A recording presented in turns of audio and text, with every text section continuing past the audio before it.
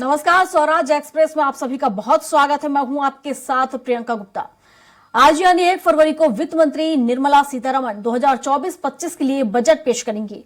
ये अंतरिम बजट है क्योंकि अप्रैल मई में आम चुनाव होने हैं, तो नई सरकार के सत्ता में आने के बाद और पूर्ण बजट जुलाई में पेश होने की उम्मीद है। तो अंतरिम बजट में वर्तमान सरकार को नई सरकार के आने और पूर्ण बजट पेश होने तक देश को चलाने के लिए पैसा मिलता है। तो इस बजट में कोई बड़ी घोषणाएं होने की उम्मीद नहीं है और इसको लेकर वित्त मंत्री सीतारमण ने पहले ही संकेत दे दिया है। तो अंतरिम बजट में सरकार के पास मतदाताओं को गलत तरीके से प्रभावित करने वाले किसी भी बड़े पॉलिसी चेंज की अनुमति नहीं होती। हालांकि संविधान सरकार को अंतरिम बजट में टैक्स रिजीम में बदलाव करने की शक्ति देता है।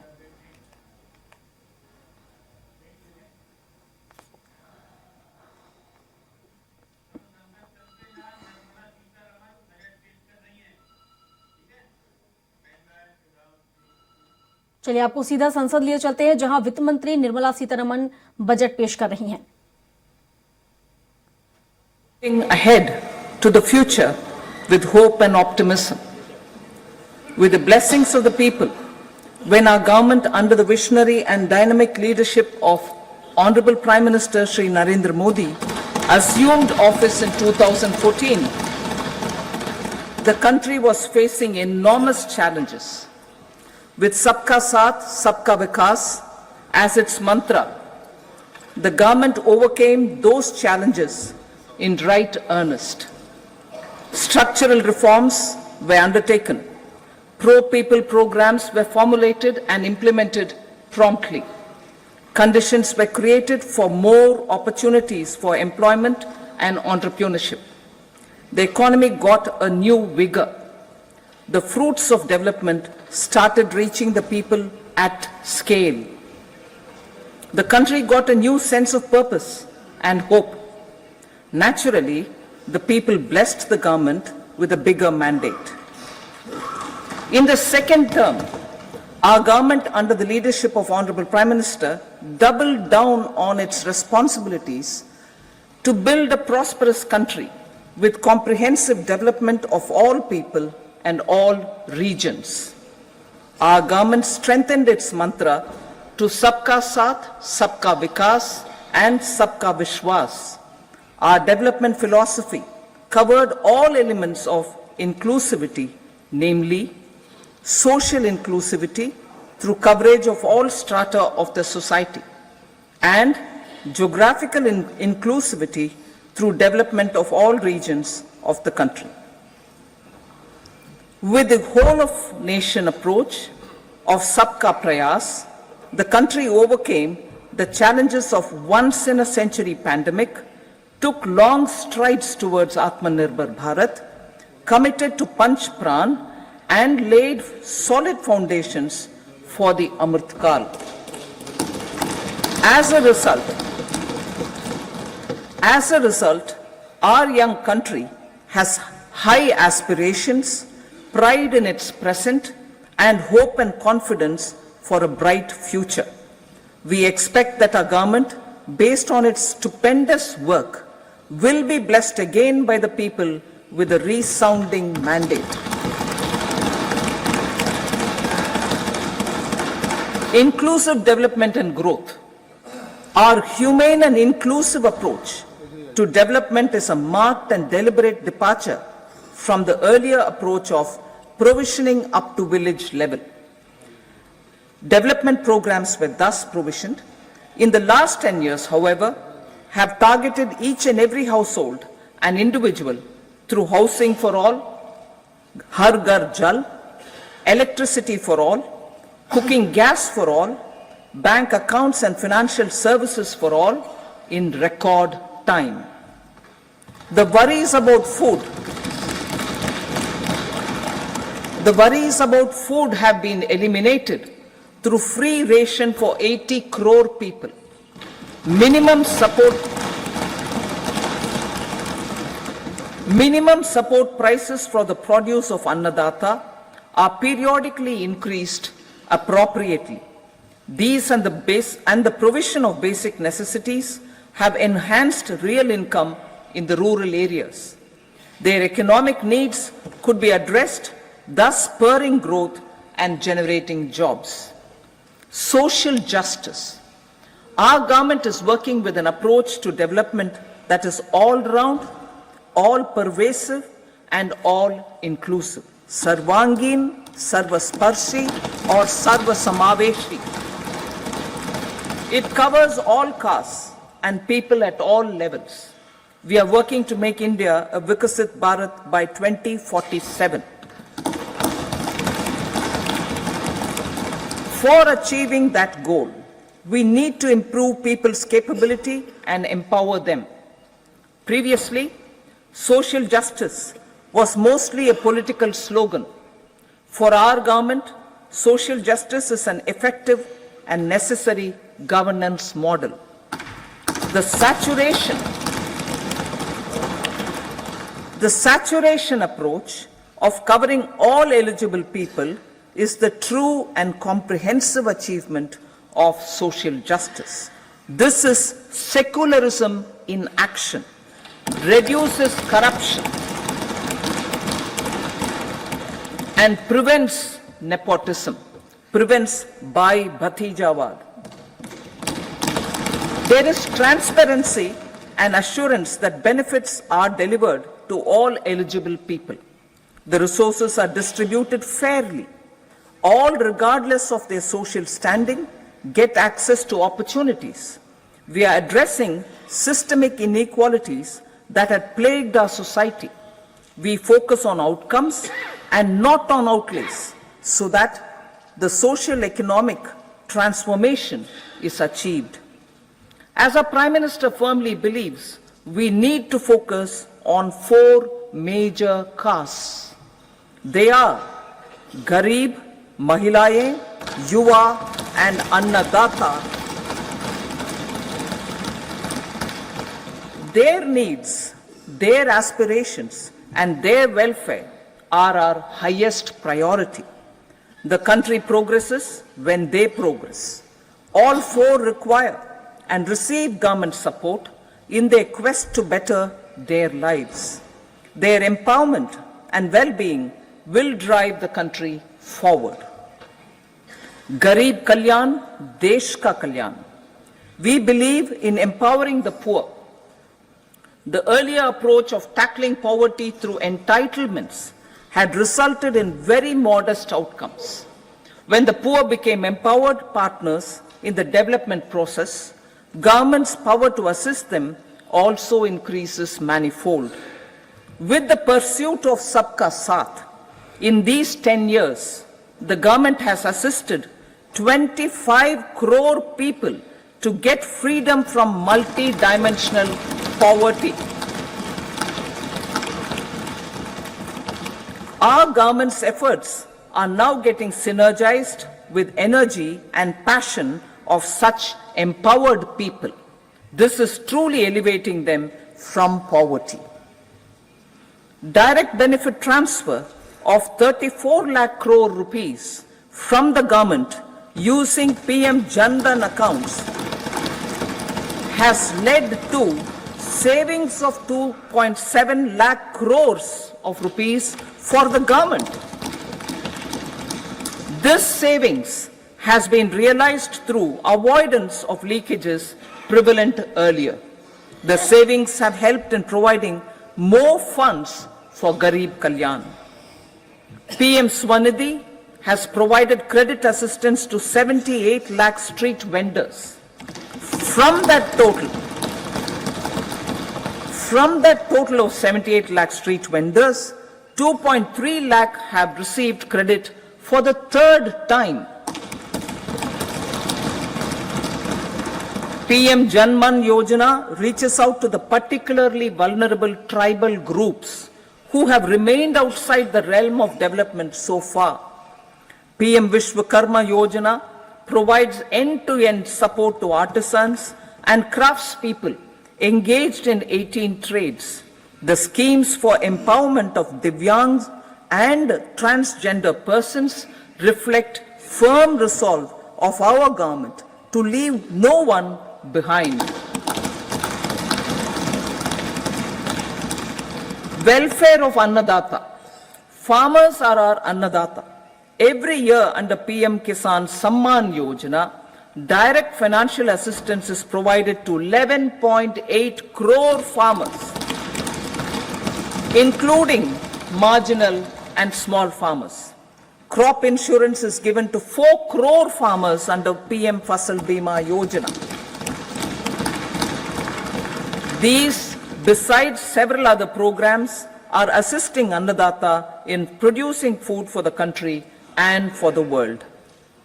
Electronic National Agricultural Market has integrated 1,361 mandis and is providing services to 1.8 crore farmers with trading volume of 3 lakh crores of rupees.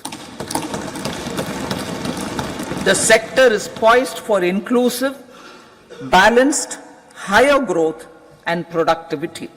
These are facilitated from farmer-centric policies, income support, coverage of risks through price and insurance support, promotion of technologies and innovations through startups. Empowering the Amrit PD, the Yuva. Our prosperity depends on adequately equipping and empowering the youth. The National Education Policy 2020 is ushering the transformational reforms. PM Schools for Rising India, PM Shri, are delivering quality teaching and nurturing holistic and well-rounded individuals. The Skill India mission has trained 1.4 crore youth, upskilled and reskilled 54 lakh youth, and established 3,000 new ITIs. A large number of institutions of higher learning, namely 7 IITs, 16 triple ITs, 7 IIMs, 15 AIMS, and 390 universities have been set up. PM Mudra Yojana has sanctioned 43 crore loans aggregating to 22.5 lakh crores of rupees for entrepreneurial aspirations of our youth. Besides that, Fund of Funds, Startup India, and Startup Credit Guarantee schemes are assisting our youth. They are also becoming Rozgar Data. The country is proud of our youth scaling new heights in sports. The highest ever medal tally in Asian Games and Asian Para Games in 2023 reflects a high confidence level.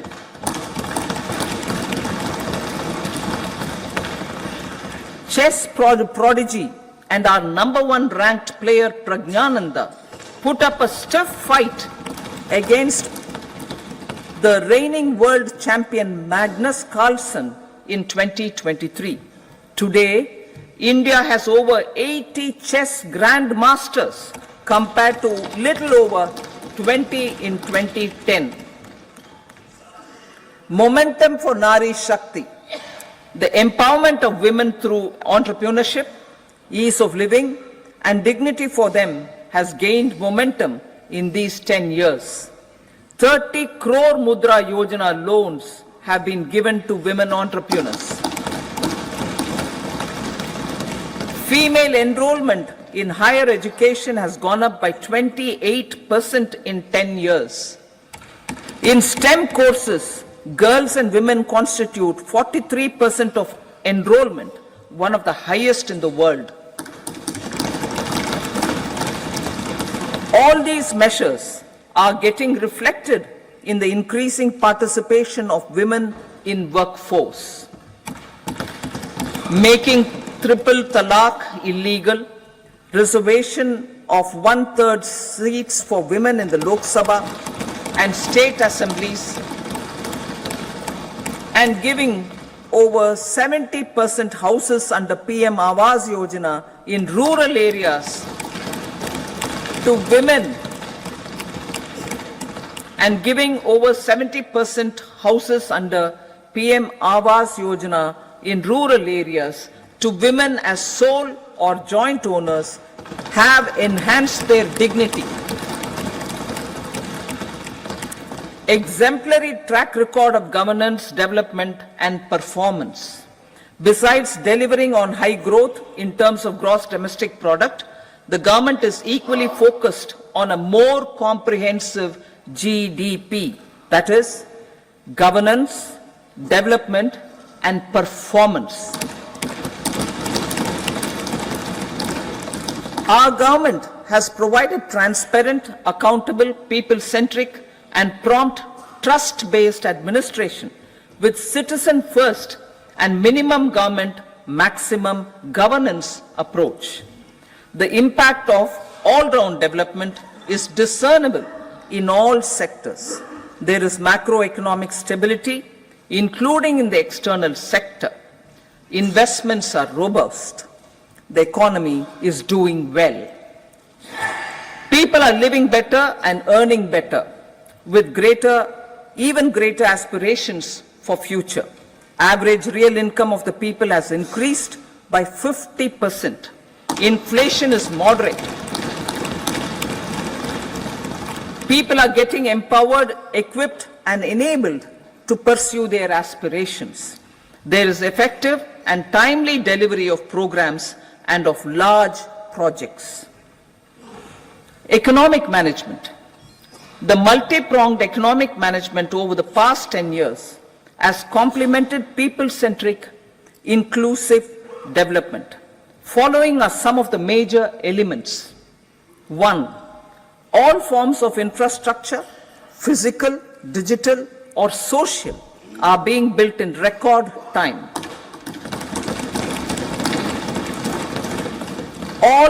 Number 2, all parts of the country are becoming active participants in economic growth. Number 3, digital public infrastructure, a new factor of production as if in the 21st century, is instrumental in formalization of the economy. Number 4, goods and services tax has enabled one nation, one market, one tax. Tax reforms have led to deepening and widening of tax base. Number 5, strengthening of the financial sector has helped in making savings, credit and investments more efficient. Number 6, GIFT, IFSC and the Unified Regulatory Authority, IFSCA, are creating a robust gateway for global capital and financial services for the economy. Number 7, proactive inflation management has helped keep inflation within the policy band. Now the global context, Honorable Speaker, sir.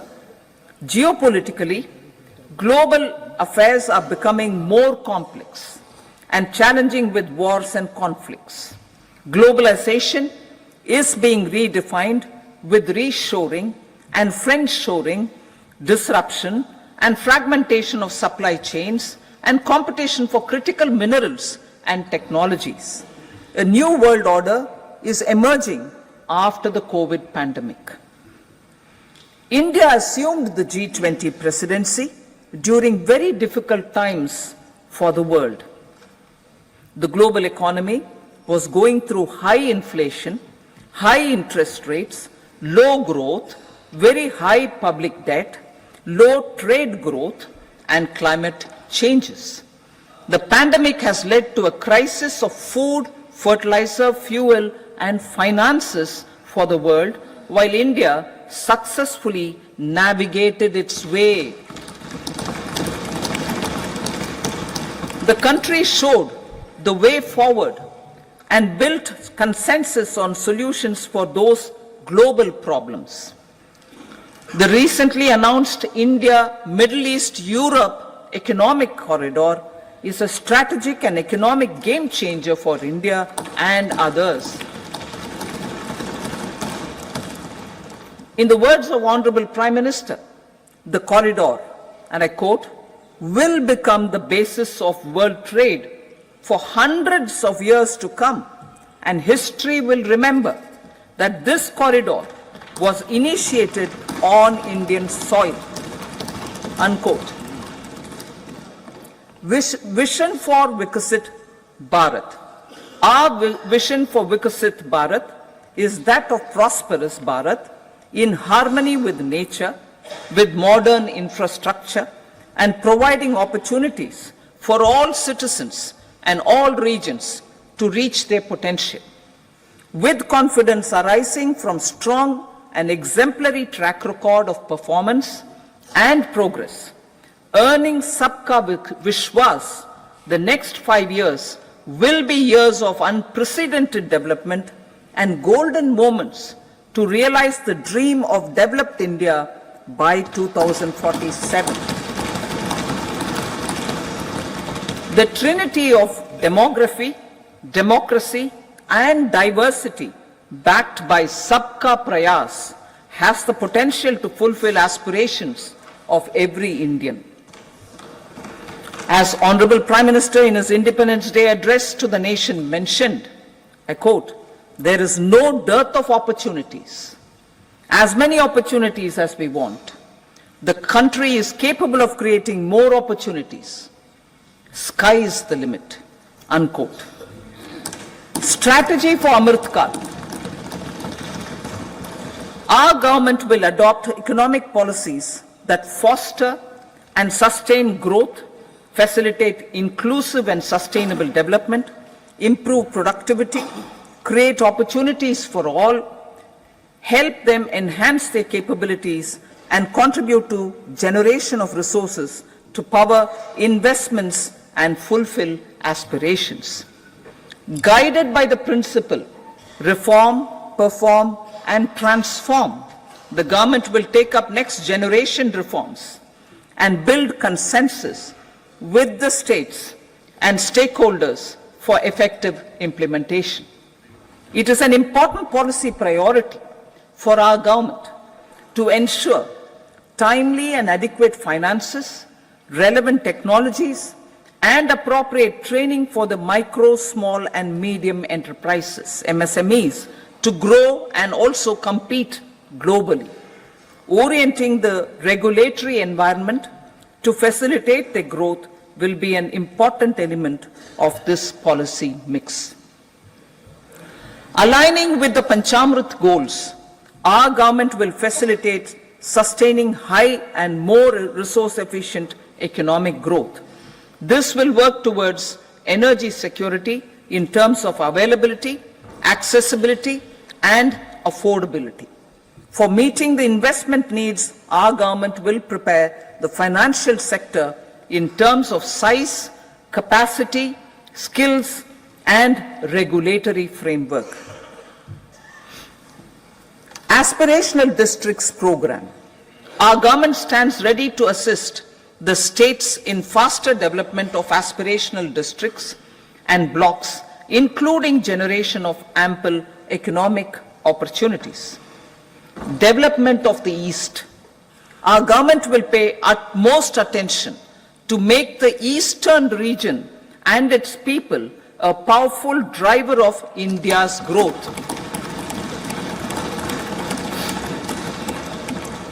PM Awas Yojana Gramin. Despite the challenges due to COVID, implementation of PM Awas Yojana Gramin continued, and we are close to achieving the target of 3 crore houses. 2 crore more houses will be taken up in the next 5 years to meet the requirement arising from increase in the number of families. Rooftop solarization and Muft Bijli. Through rooftop solarization, 1 crore households will be enabled to obtain up to 300 units free electricity every month. This scheme follows the resolve of Honorable Prime Minister on the historic day of consecration of Sri Ram Mandir in Ayodhya. Following benefits are expected. Savings up to 15 to 18,000 rupees annually for households from free solar electricity and selling the surplus to the distribution companies. Charging of electric vehicles. Entrepreneurship opportunities for a large number of vendors for supply and installation. Employment opportunities for the youth with technical skills in manufacturing, installation, and maintenance.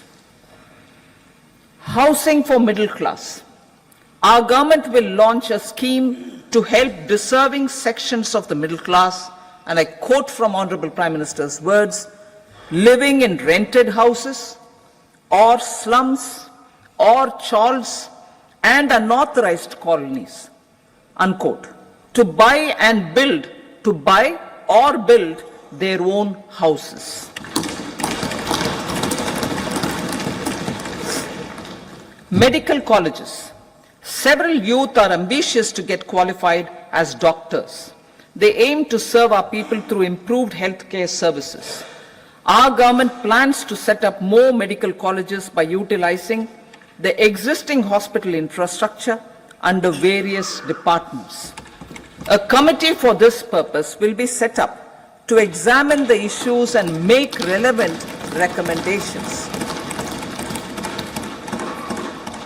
Cervical cancer vaccination. Our government will encourage vaccination for girls in the age group of 9 to 14 years for prevention of cervical cancer. Maternal and child health care. Various schemes for maternal and child care will be brought under one comprehensive program for synergy in implementation. Upgradation of Anganwadi centers under Saksham Anganwadi and Poshan 2.0 will be expedited for improved nutrition delivery, early childhood care and development. The newly designed You-Win platform for managing immunization and intensified efforts of Mission Indradhanush will be rolled out expeditiously throughout the country. Ayushman Bharat. Healthcare cover under Ayushman Bharat scheme will be extended to all ASHA workers, to all Anganwadi workers and helpers. Agriculture and food processing. The efforts of value addition in agriculture sector and boosting farmers' incomes will be stepped up. Pradhan Mantri Kisan Sampada Yojana has benefited 38 lakh farmers and generated 10 lakh employment. Pradhan Mantri formalization of micro food processing enterprises Yojana has assisted 2.4 lakh SHGs and 60,000 individuals with credit linkages. Other schemes are complementing the efforts for reducing post-harvest losses and improving productivity and incomes. For ensuring faster growth of the sector, our government will further promote private and public investment in post-harvest activities, including aggregation, modern storage, efficient supply chains, primary and secondary processing and marketing and branding. Nano DAP. After the successful adoption of nano urea, application of nano DAP on various crops will be expanded in all agroclimatic zones. Atmanirbhar Oil Seeds Abhiyan. Building on the initiative announced in 2022, a strategy will be formulated to achieve Atmanirbharta for oil seeds such as mustard, groundnut, sesame, soya bean, and sunflower. This will cover research for high-yielding varieties, widespread adoption of modern farming techniques, market linkages, procurement, value addition, and crop insurance. Dairy development. A comprehensive program for supporting dairy farmers will be formulated. Efforts are already on to control foot and mouth disease India is the world's largest milk producer with India is the world's largest milk producer, but with low productivity of milch animals. The program will be built on the success of existing schemes such as Rashtriya Gokul Mission, National Livestock Mission, and infrastructure development funds for dairy processing and animal husbandry. Matsya Sampada. It was a government which set up a separate department for fisheries, realizing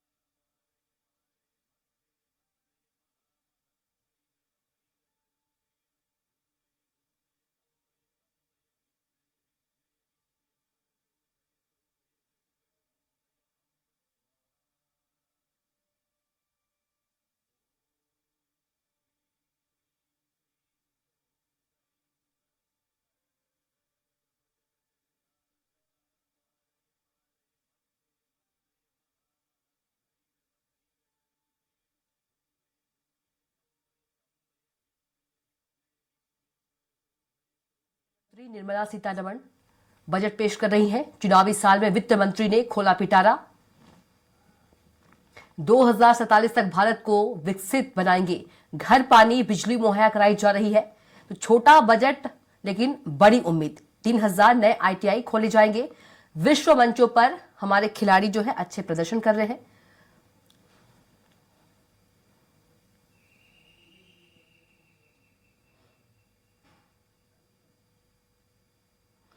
तो चुनावी साल होने के चलते ये पूर्ण budget की जगह अंतरिम बजट है।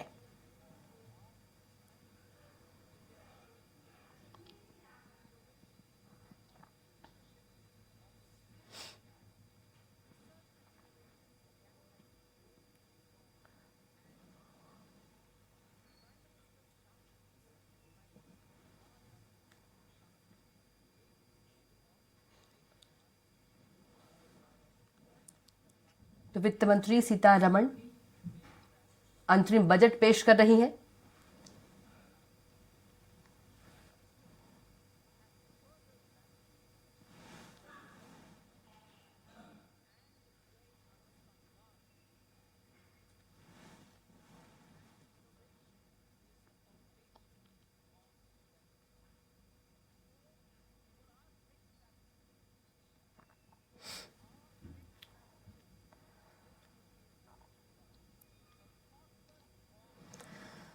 वित्त मंत्री निर्मला सीतारमण ने बजट 2024 पेश करना शुरू कर दिया है और बजट पेश करने से पहले वित्त मंत्री अपनी सरकार की उपलब्धियां जो है वो गिना रही हैं। Financing or refinancing with long tenors and low and or nil.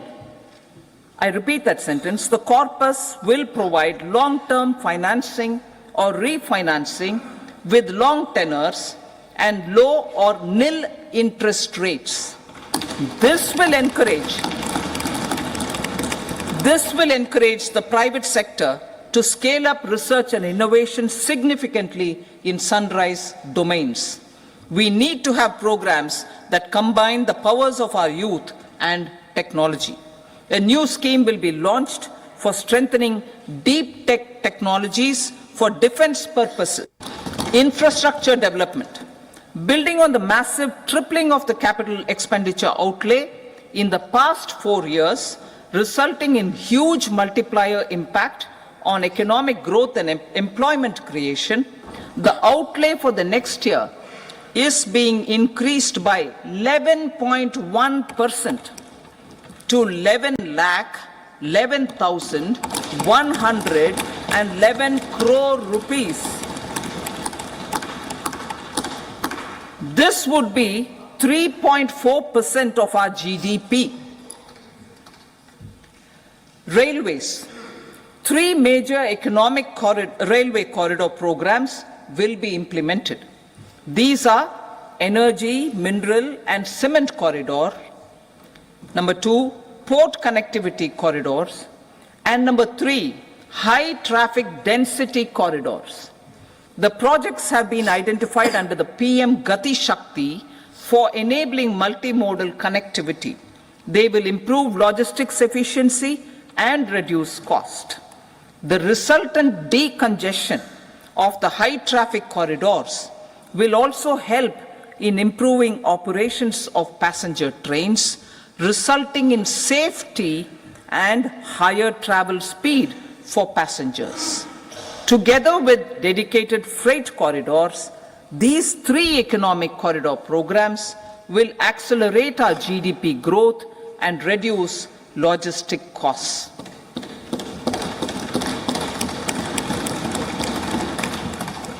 40,000 normal rail bogies will be converted to Vande Bharat standards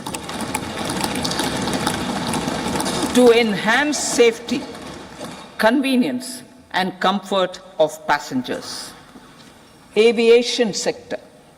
The aviation sector has been galvanized in the past 10 years. Number of airports have doubled to 149.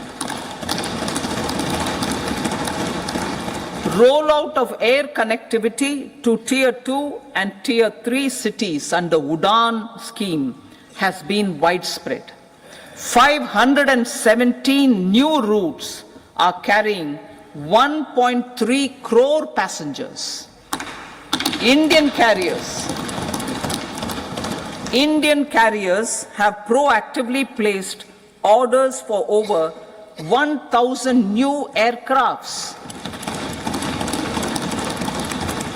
Expansion of existing airports and development of new airports will continue expeditiously. Metro and Namo Bharat. We have a fast expanding middle class and rapid urbanization is taking place. Metro rail and Namo Bharat can be the catalyst for the required urban transformation. Expansion of these systems will be supported in large cities focusing on transit-oriented development. Green energy. Towards meeting our commitment for net zero by 2070, the following measures will be taken.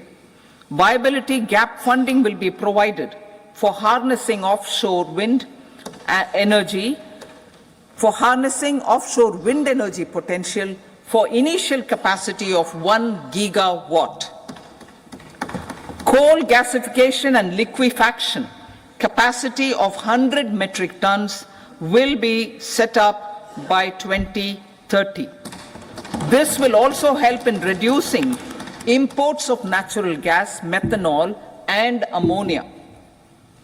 Phased mandatory blending of compressed biogas in compressed natural gas for transport and piped natural gas for domestic purposes will be mandated. Financial assistance will be provided for procurement of biomass aggregation machinery to support collection. Electric vehicle ecosystem. Our government will expand this and strengthen the e-vehicle ecosystem by supporting manufacturing and charging infrastructure. Greater adoption of e-buses for public transport networks will be encouraged through payment security mechanism. Biomanufacturing and biofoundry. For promoting green growth, a new scheme of biomanufacturing and biofoundry will be launched. This will provide environment-friendly alternatives such as biodegradable polymers, bioplastics, biopharmaceuticals, and bioagri inputs. This scheme will also help in transforming today's consumptive manufacturing paradigm to the one based on regenerative principles. Blue Economy 2.0. For promoting climate resilient activities for Blue Economy 2.0, a scheme for restoration and adaptation measures and coastal aquaculture and mariculture with integrated and multi-sectoral approach will be launched. Comprehensive development of tourist centers. The success of organizing G20 meetings in 60 places presented diversity of India to global audience. Our economic strength has made the country an attractive destination for business and conference tourism. Our middle class also now aspires to travel and explore. Tourism, including spiritual tourism, has tremendous opportunities for local entrepreneurship. States will be encouraged to take up comprehensive development of iconic tourist centers, branding and marketing them at global scale. A framework for rating of the centers based on quality of facilities and services will be established. Long-term interest-free loans will be provided to states for financing such development on matching basis. To address the emerging fervor for domestic tourism, Honorable Speaker, sir, projects for port connectivity, tourism infrastructure, and amenities will be taken up on our islands, including Lakshadweep. This will help in generating employment also. Promoting investments. The FDI inflow during 2014 to 23 was $596 billion, marking a golden era. That is twice the inflow during 2005 to 14. For encouraging sustained foreign investment, we are negotiating bilateral investment treaties with our foreign partners in the spirit of First Develop India. FDI is First Develop India. Reforms in the states for Vikasit Bharat. Many growth and development enabling reforms are needed in the states for realizing the vision of Vikasit Bharat. A provision of 75,000 crore rupees as 50-year interest-free loan is proposed this year to support those milestone-linked reforms by the state governments. Societal changes. The government will form a high-powered committee for an extensive consideration of the challenges arising from fast population growth and demographic changes. The committee will be mandated to make recommendations for addressing these challenges comprehensively in relation to the goal of Vikasit Bharat. Amrit Kal as Kartavya Kal. Our government stands committed to strengthening and expanding the economy with high growth and to create conditions for people to realize their aspirations. Honorable Prime Minister in his Independence Day address to the nation in the 75th year of our Republic said, and I quote, "We commit ourselves to national development with new inspirations, new consciousness, new resolutions as the country opens up immense possibilities and opportunities. It is our Kartavya Kal." Unquote. Every challenge of the pre-2014 era was overcome through our economic management and our governance. These have placed the country on a resolute path of sustained high growth. This has been possible through right policies, true intentions, and appropriate decisions. In the full budget in July, Honorable Speaker, our government will present a detailed roadmap for our pursuit of Vikasit Bharat.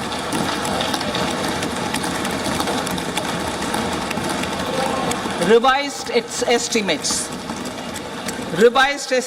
of 2023-24. The revised estimate of the total receipts other than borrowings is tax receipts are 23.24 lakh crore rupees. The revised estimate of total expenditure is 44.90 lakh crore rupees. The revenue receipts at 30.3 lakh crore rupees are expected to be higher than the budget estimate, reflecting strong growth momentum and formalization in the economy. The revised estimate of the fiscal deficit is 5.8% of GDP, improving on the budget estimate, notwithstanding moderation in the nominal growth estimates. Budget estimates for 2024-25. Coming to the year 2024-25, the total receipts other than borrowings and total expenditure are estimated at 30.80 and 47.66 lakh crore rupees respectively. The tax receipts are estimated at 26.02 lakh crore rupees. The scheme of 50-year interest-free loan for capital expenditure to states will be continued this year with an outlay of 1.3 lakh crore rupees.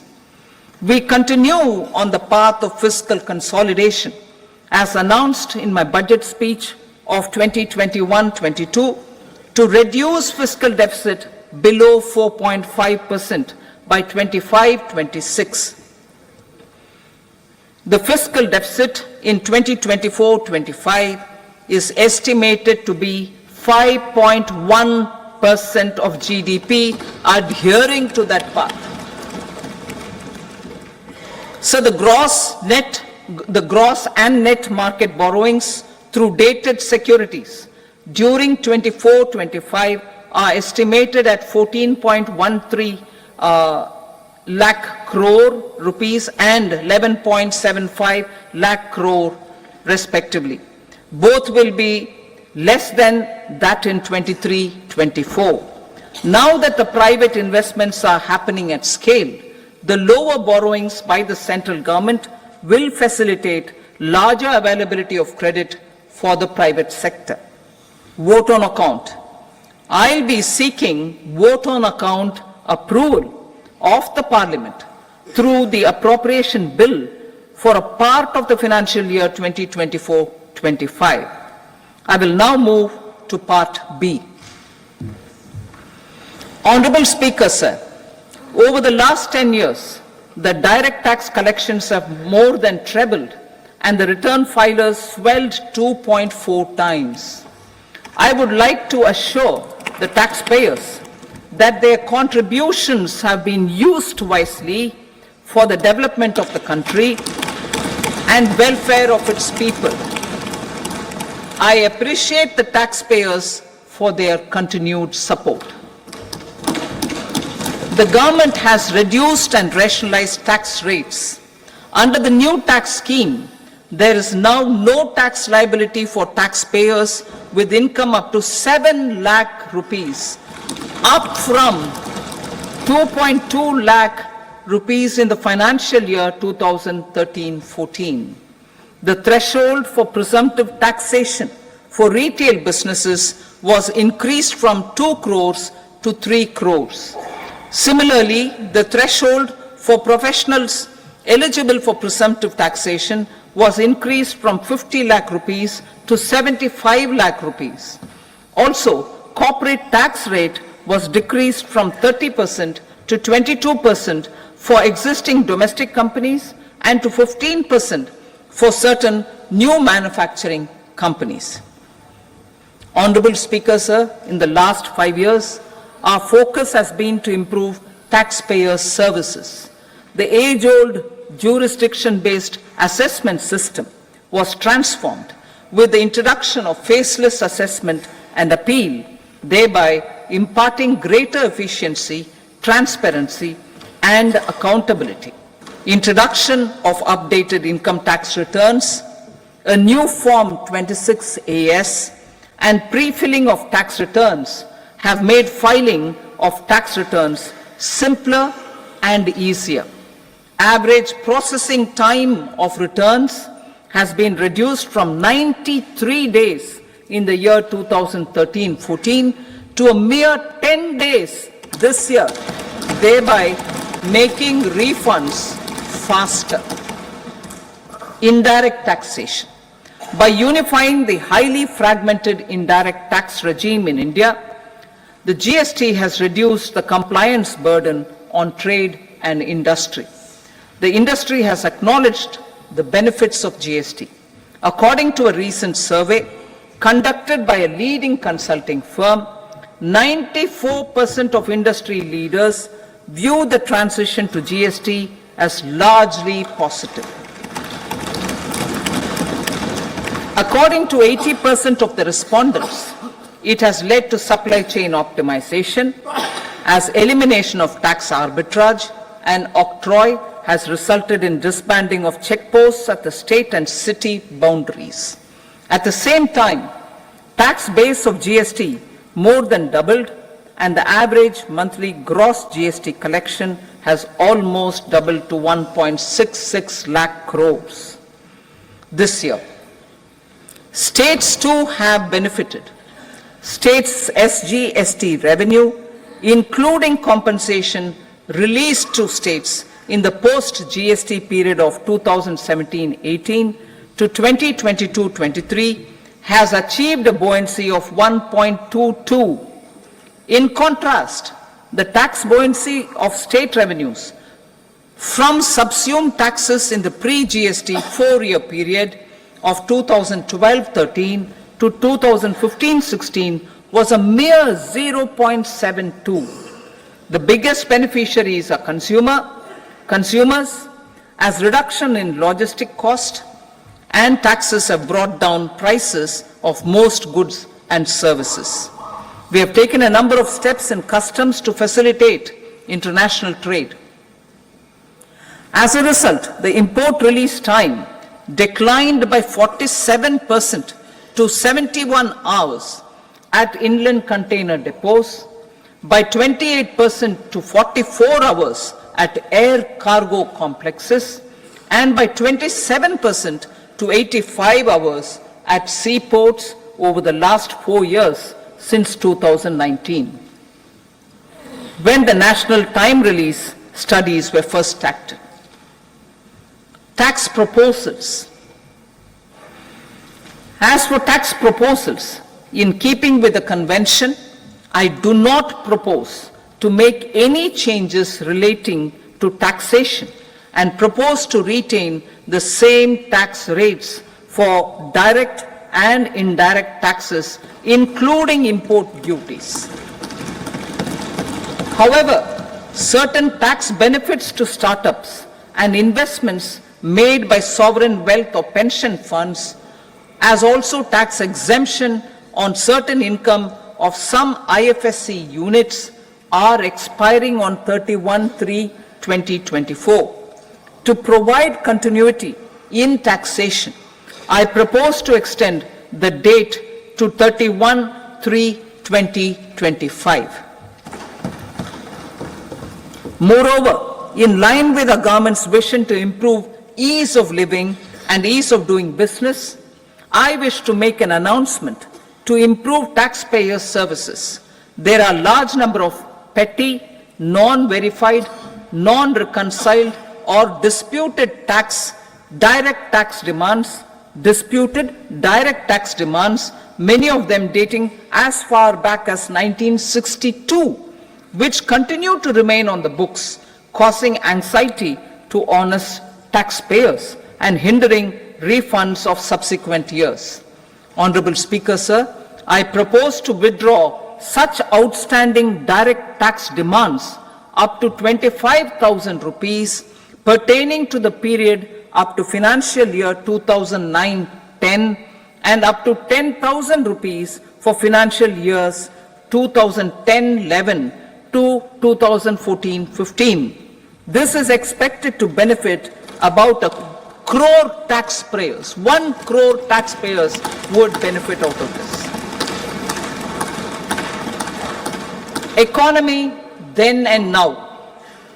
In 2014, when our government assumed the reins, the responsibility to mend the economy step by step and to put the governance systems in order was enormous. The need of the hour was to give hope to the people, to attract investments, and to build support for the much needed reforms. The government did that successfully, following our strong belief of nation first.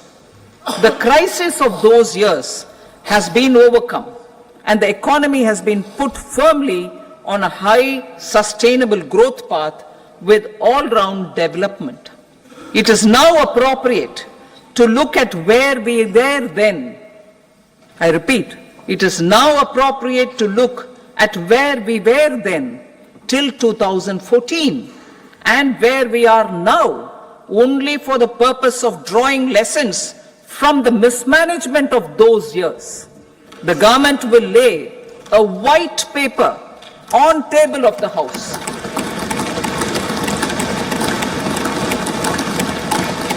The exemplary track record of governance, development and performance, effective delivery and Jan Kalyan has given the government trust, confidence and blessings of the people to realize whatever it takes, the goal of Vikasit Bharat with good intentions, true dedication and hard work in the coming years and decades.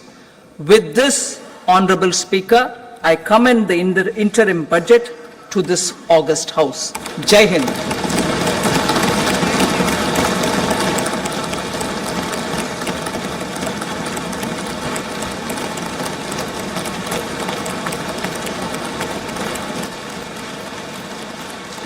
Item number 2 Shrimati Nirmala Sitharaman ji.